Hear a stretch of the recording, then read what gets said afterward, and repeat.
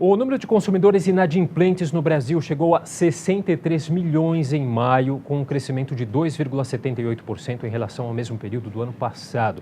Os dados são do Serviço de Proteção ao Crédito, o SPC Brasil, e também da Confederação Nacional de Dirigentes Lojistas. Bom, para comentar com a gente os números dessa pesquisa, aqui no estúdio, a economista-chefe do SPC Brasil, a Marcela Cavalti. Desculpa se eu errei a pronúncia. Cavalti, obrigado, Marcela. Vamos lá, então. Esse crescimento, ele é menor se comparado aos meses aí de março e abril? Sim, ele é um pouco menor. Tanto em março quanto em abril, o que a gente tinha visto eram crescimentos acima de 3%. E agora caiu para 2,78%. E ele não só é menor do que os meses anteriores, mas ele é muito menor do que o que a gente viu no auge da crise. A gente chegou a crescimentos perto de 6%. Então, claro que nunca é bom a inadimplência crescer, mas ela cresce com uma velocidade menor do que ela crescia no passado. Agora, por que essa inadimplência do consumidor ela continua alta, e apesar de a gente já ter saído de uma recessão, né? Bom, a gente saiu da recessão, mas os impactos da recessão ainda estão muito presentes na vida do consumidor. O mercado de trabalho é sempre a última variável a se recuperar. E quando a gente vê uma recuperação tão lenta quanto essa, e o mercado de trabalho demorar ainda mais para se recuperar, o consumidor fica com o orçamento apertado e aí acaba inadimplente. A isso se soma o fato de que o consumidor não aprendeu a tomar crédito de uma forma correta. A gente ainda vê muita gente recorrendo ao cartão de crédito, ao cheque especial. Isso acaba sendo muito ruim por conta dos juros altos. Então, quer dizer, a rede bancária aí é a principal fonte de dívida das pessoas? Há outras quais são? Bom, a maior parte das dívidas são em relação a bancos, sim, e principalmente cartão de crédito e cheque especial. A gente também tem, em segundo lugar, as dívidas de comércio, em terceiro lugar, as dívidas de comunicação, que são aquelas de internet e telefonia. A região sudeste apresentou a maior alta de inadimplência, né? O que explica isso? Bom, a alta ocorreu em todas as regiões, mas com muito mais força na região sudeste.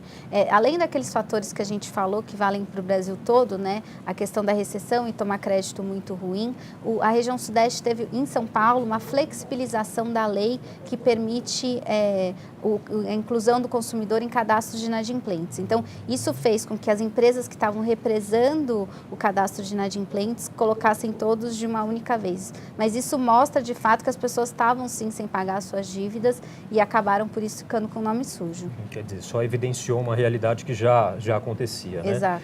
Agora, a região norte apresenta aí o maior percentual de devedores no país, né? Quase metade da população está inadimplente.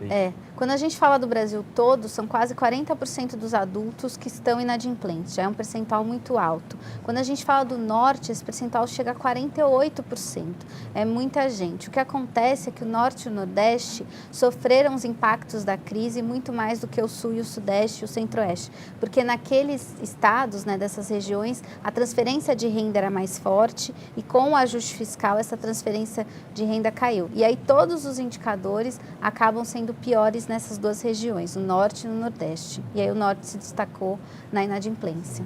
Tem um outro dado interessante que me chamou a atenção.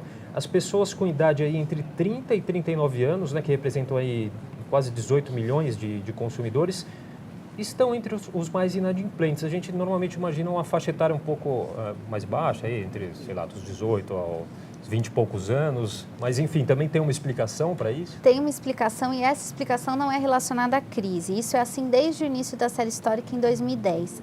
Nessa faixa etária entre 30 e 39 anos é quando as pessoas adquirem a maior parte dos compromissos financeiros. Constituir família, comprar carro, apartamento, filhos na escola, enfim. Para a vida financeira virar uma confusão e esse consumidor ficar inadimplente é muito rápido.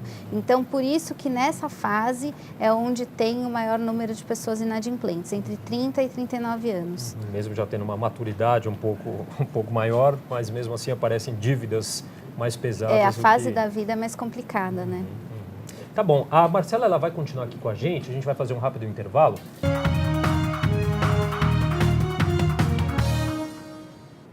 O Jornal da Câmara está de volta, a gente continua aqui conversando com a Marcela, que é economista-chefe do SPC Brasil, falando um pouquinho sobre os dados da última pesquisa feita pelo Serviço de Proteção ao Crédito e também pela Confederação Nacional de Dirigentes Lojistas, que mostra aí que o número de consumidores inadimplentes no Brasil chegou a 63 milhões no mês de maio.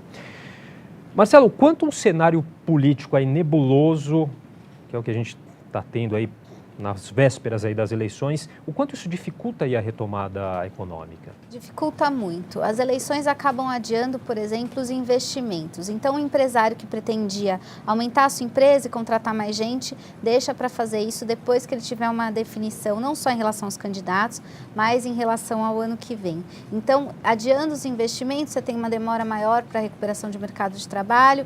As pessoas que não sabem como vai ser o ano que vem também adiam o consumo de valores maiores, né? Comprar um apartamento, comprar um novo carro, e tudo isso faz com que a recuperação, que já seria lenta, fique mais lenta ainda. Então, tem um impacto muito ruim para puxar a economia para baixo. E como se não bastasse, a gente tem eventos pontuais, a gente está também chegando aí na Copa do Mundo, que começa amanhã. A gente teve o Dia dos Namorados ontem, quer dizer, são questões que podem ajudar aí a retomada desse vigor da economia, né? As datas comemorativas são uma forma importante de movimentar o comércio, né? O Dia dos Namorados a gente estima que tenha tido uma alta de 1,6 em relação ao ano passado, que é uma alta pequena, considerando que a gente vinha de queda atrás de queda, mas ainda assim é um pouco melhor. É a primeira em 5 anos, né? É a primeira em 5 anos. É muito pouco melhor do que o ano passado, né? Mas ainda assim é um dado positivo. A gente estima que tenha colocado 15,6 bilhões de reais para girar a economia, isso o Dia dos Namorados. No caso da Copa, a gente também espera um dado positivo. Na nossa estimativa, a Copa do Mundo deve colocar 20 bilhões de reais na economia, o que é muito bom e o que faz com que a comparação com o ano passado seja boa também, porque Dia dos Namorados a gente teve o ano passado e cresceu muito pouco. A Copa do Mundo a gente não teve, então é um evento atípico, né? E deve sim ajudar, movimentar principalmente o comércio de souvenirs, os supermercados e os bares e restaurantes.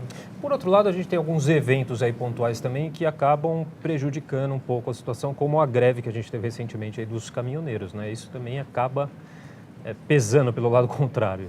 A greve dos caminhoneiros tem um impacto muito ruim para trazer a economia para baixo. A nossa estimativa é que essa greve tirou 27 bilhões de reais dos setores de comércio e serviços, o que é muito ruim, dado que a gente já tinha uma recuperação lenta, e tem um impacto também muito ruim sobre a inflação. A gente viu uma alta de preços, especialmente de alimentos, entre o final de maio e o começo de junho. E aí o consumidor, que já está com o orçamento apertado, consumindo muito pouco, quando se depara com preços mais altos de alimentação, deixa de comprar outras coisas. Então, o impacto é tanto na economia como também nos preços. Agora, Marcela, essa pesquisa ela é feita mês a mês? A pesquisa de inadimplência, a gente faz ela todo mês. Ela é uma pesquisa da base de inadimplentes do SPC Brasil.